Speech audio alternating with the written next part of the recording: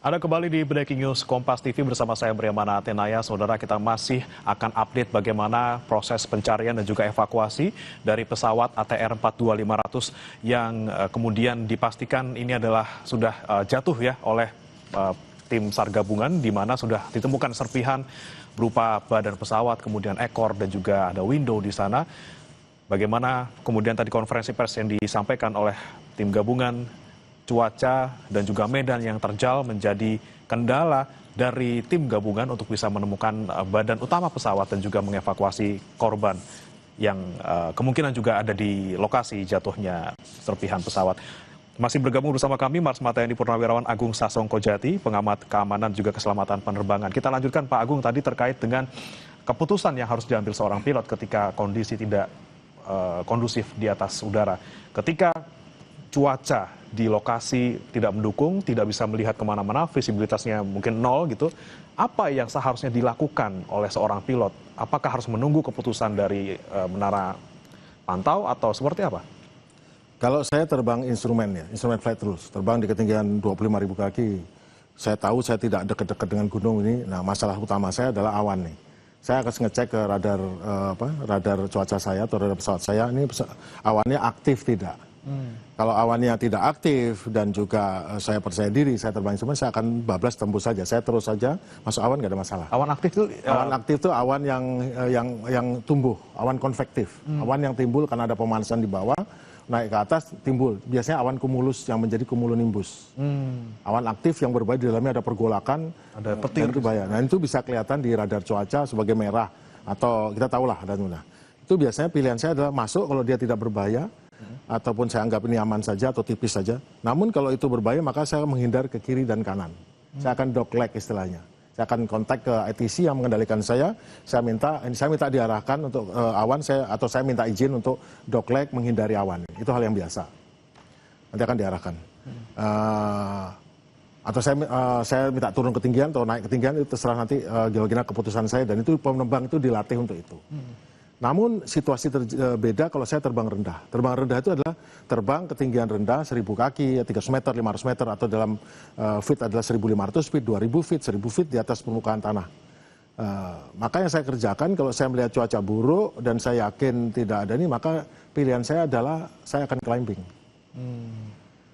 Makanya dalam penerbangan rendah, kami, kebetulan saya adalah mantan penerbang Angkatan Udara, kami dari mulai sekolah penerbang dilatih untuk terbang rendah. Terbang rendah itu terbang ketinggian 200 kaki, 300 kaki, 400 di atas permukaan tanah, dan itu penuh dengan bahaya. Namun kan biasa diajarkan terbang dengan kecepatan yang cukup tinggi, melebihi kecepatan cruise biasa. Dan kalau ada apa-apa di jalan, kita akan siap untuk dengan kecepatan tinggi ini, ada excess speed, maka saya bisa dengan seketika saya bisa tarik stick saya atau kontrol kolom saya akan naik ke pesawat menghindari awan itu atau cuaca tersebut ataupun kabut itu. Oke. Nah, yang bahaya kabut, karena kabut pasti di darat dan itu di belakangnya ada sesuatu, entah itu ada antena, ada gedung ada hanggar, ada gedung tinggi atau ada bukit, ada apa, kabut. Tapi kalau awan saya biasanya naik di atas awan atau menghindari awan ke kiri kanan, tapi biasanya naik. Saya batalan terbang rendah. Kasusnya sekarang adalah bagaimana kalau saya terbang rendah naik ke arah yang perbukitan, ke ketinggian tinggi naik. Itu sama saja. Begitu saya ngeliat awan, maka pertama jangan sampai masuk awan, kemudian kalau tidak bisa masuk ya saya akan climbing. Tentu dengan excess speed ini. Itu baik climbing atau menuju ke arah yang menurut saya lebih aman. Kalau sebelah kanan saya curiga ini ada puncak-puncak, saya akan sekali lagi tampil climbing. Kalau saya tidak ada pilihan, maka pilihan saya cuma climbing. Toh saya punya excess speed. Selama saya belum stall, saya akan climbing terus. Kenapa? Karena pilihan saya adalah cuma naik ke atas, itu pilihan saya itu. Dan itu terlatih. Nah, kami di Angkatan Udara itu terlatih untuk itu. Karena memang kerjaan kita adalah terbang rendah adalah bagian daripada kami yang dilatih di sekolah penerbang untuk itu. Jadi bukannya sekedar terbang yang aman, instrumen, namun kami juga diajarkan terbang misi-misi yang membutuhkan keterbangan rendah. Karena biasanya misi terbang rendah itu adalah untuk menghindari radar, untuk penerbang tempur menghindari radar, semua. Tempur, transport, heli, terbang rendah menghindari radar, dan juga keperluan-keperluan misi militer lainnya.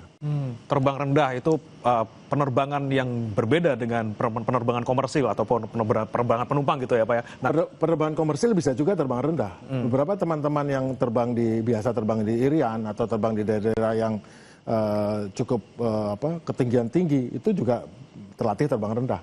Tidak cukup terbang rendah, terbang juga following the terrain, kemudian terbang di dalam di antara jurang-jurang, itu memiliki skill dan itu dilatih. Itu bukan dapat dari pengalaman saja, namun itu dilatih. Di dalam penerbangan tidak ada yang namanya dapat dari pengalaman, semua dilatih. Setelah dilatih, baru itu jadi pengalaman. Termasuk dalam latihan itu, baik secara langsung dan secara simulasi, itu dilatihkan tidak saja terbang normal, tapi juga situasi-situasi darurat yang mungkin dihadapi penerbang. Termasuk terbang rendah pun, itu mestinya juga dilatih terbang rendah dengan menghadapi situasi darurat. Dan itu paling bagus di simulator. Oke. Nah, tapi kemudian yang jadi pertanyaan saya, ketika sebuah pesawat itu pesawat patroli, ada pesawat komersil, tentu ada SOP yang berbeda Pak untuk bagaimana menerbangkan dan juga bagaimana menjaga keselamatan dan keamanannya. Itu seperti apa perbedaannya sebenarnya Pak? Secara generik untuk normal prosedur sama emergency prosedur itu sama-sama saja. Namun untuk operasional prosedur penerbangannya tentu berbeda untuk terbang yang misi yang tidak misi transportasi biasa. Ada beberapa yang harus disiapkan, antara lain mungkin kalau terbang rendah yang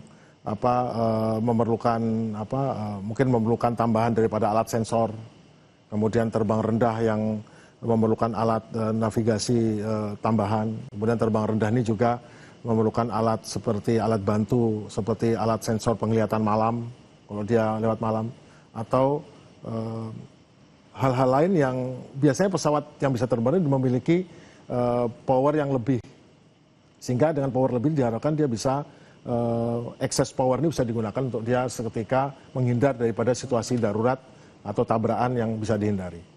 Baik. Kita kembali ke ini Pak, kronologi kemudian ketika pesawat ini hilang kontak gitu ya.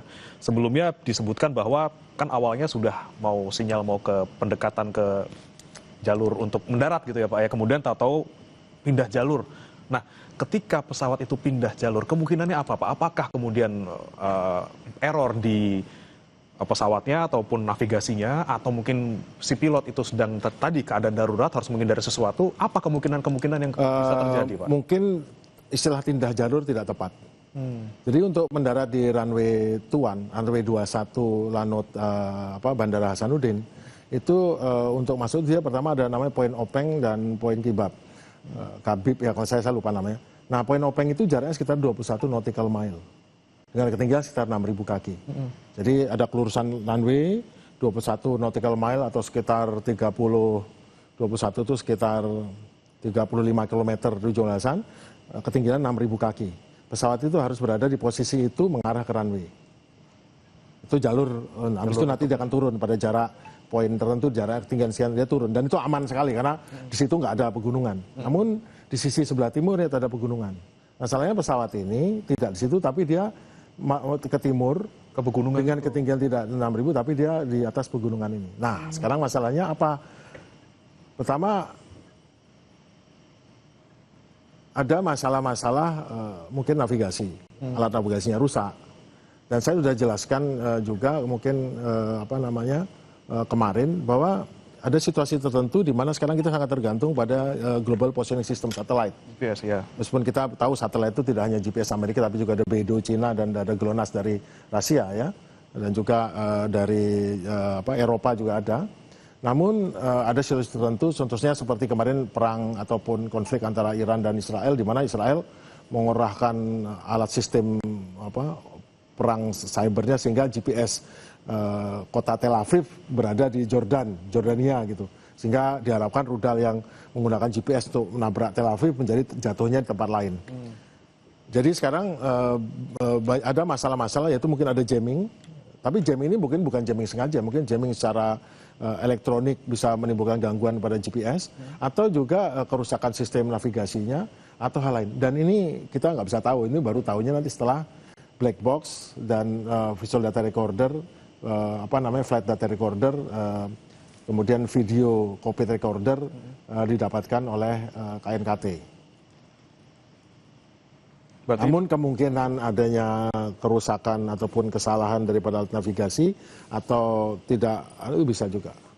Oke, kemungkinan navigasi yang tadi bermasalah entah dari dalam tanda kutip sinyalnya atau mungkin alatnya yang rusak, kita masih belum tahu. Sinyalnya apapun itu bisa terjadi.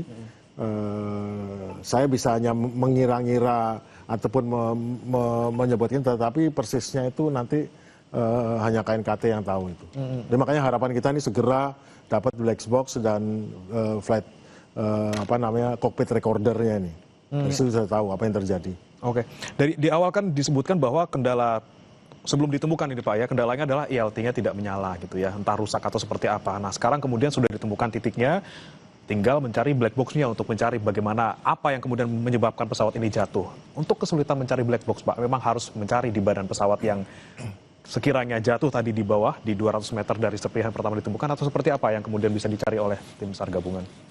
Biasanya black box itu nempel sama LT. Nah, LT itu memancarkan setiap 50 detik, memancarkan sinyal di frekuensi 406 untuk satelit, ditangkap geostationer satelit milik Amerika dan Eropa serta India, kemudian dikirimkan ke satelit COSAT LEO low orbit satelit punya Rusia 7 satelit, nanti dikirim ke MCC kita di Cengkareng. Nah, di Cengkareng nanti dikirim tim. Masalahnya ini nggak ada sinyal, pingnya nggak ada. Kalau ada itu biasanya gampang, wah dekat sini, biasanya memang letaknya berdekatan, itu biasanya black box atau flight data recorder dengan LT itu. Nah sekarang berarti ya nyarinya sama dengan seperti mencari sesuatu barang yang dilemparkan dari angkasa ke pegunungan, seperti itu. Namun tentunya kan terkonsentrasi pada tempat lokasi kecelakaan. Nah itu yang mungkin menjadi menjadi hambatan untuk kesulitannya. Sama seperti mencari benda apapun, tidak hanya apapun jatuh di pegunungan seperti ini, cukup sulit untuk mencarinya. Oke, kesulitan mencari karena lagi-lagi sinyal dari ILT-nya tidak ada, karena satu paling tidak mendekati nempel gitu ya Pak ya si ILT dengan black box ini. Nah, kita akan nanti bahas lagi Pak Agung, tapi saudara jangan beranjak dulu, kita akan kembali usai jeda berikut ini.